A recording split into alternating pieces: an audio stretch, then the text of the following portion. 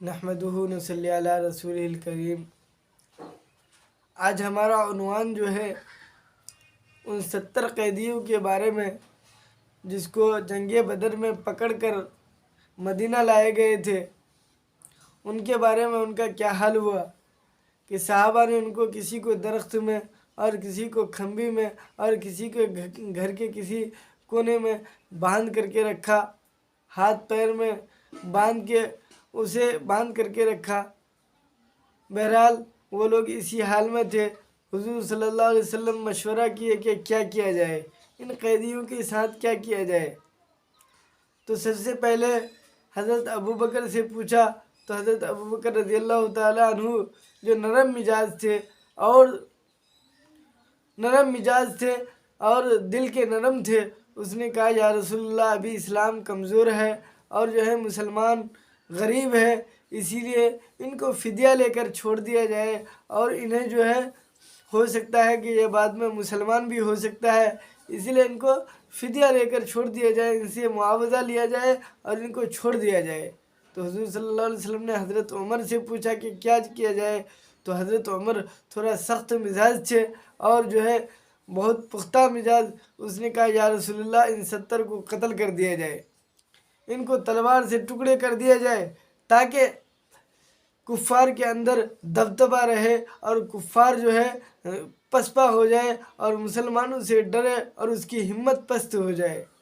تو حضور صلی اللہ علیہ وسلم جو ہے سوچا کہ عمر تھوڑا سخت ہے، اسی لیے حضرت ابوبکر کے بات پر عمل کیے اور سب پر فدیہ لگائے۔ تو بتایا کہ قرآن نازل ہوا کہ عمر جو کہہ رہا تھا وہی ٹھیک تھا، وہی کرنا تھا۔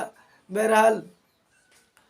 تو فدیہ لگائے، تو اس میں حضور صلی اللہ علیہ وسلم اس 70 قیدیوں میں حضور صلی اللہ علیہ وسلم کے چچا بھی تھے اور حضور کے داماد بھی تھے، ابو العاص حضور کے داماد بھی تھے، اور جو ہے حضور کے رشتہ دار بھی تھے، بہت سارے تھے۔ تو سب پر فدیہ لگایا گیا اور سب پر جو ہے فدیہ لگایا گیا اور سب کو مکہ سے مخبر بھیج کر ان کے پیسے اور معاوضے لانے کو کہا گیا، اور جن کے پاس پیسے نہیں تھے یہ بھی بتایا جاتا ہے کہ حضور صلی اللہ علیہ وسلم نے فرمایا کہ تم ہمارے بچوں کو یعنی مہاجر اور انصار کے بچوں کو تعلیم دو، یعنی دنیاوی تعلیم، جو دنیاوی تعلیم ہے، کیونکہ خدا کی تعلیم تو اللہ اور اس کے رسول اور اللہ کے رسول اور صحابہ ہی دیتے تھے، دنیاوی تعلیم بھی ضروری تھا، اسی لیے دنیاوی تعلیم دینے کے لیے مقرر کر دیا۔ اور تو بہرحال سب اپنے اپنے فدیہ دے کر چھوٹے اور اپنے گھر آئے۔ ان میں سے حضور کے داماد جو زینب کے شوہر تھے، حضرت زینب رضی اللہ تعالیٰ عنہ نے اپنے ہار جو گلے میں تھے اس کو لے کر بھیج دیا کہ جاؤ میرے شوہر کو چھڑا دو۔ تو حضرت زینب رضی اللہ تعالیٰ عنہ نے جو ہار بھیجا، اس ہار کو دیکھ کر حضور پہچان گئے کہ آنکھوں میں آنسو آ گئے، اور صحابہ سے کہنے لگا کہ اے صحابہ اگر تم اجازت دو تو یہ ہار بھی ان کو واپس کر دوں اور ان کے شوہر کو چھوڑ بھی دوں،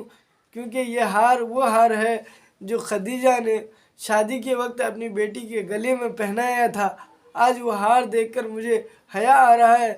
اسی لیے اگر تو صحابہ نے کہا یا رسول اللہ آپ کی مرضی۔ بہرحال ان میں سے ایک حضرت عبداللہ ابن زبیر،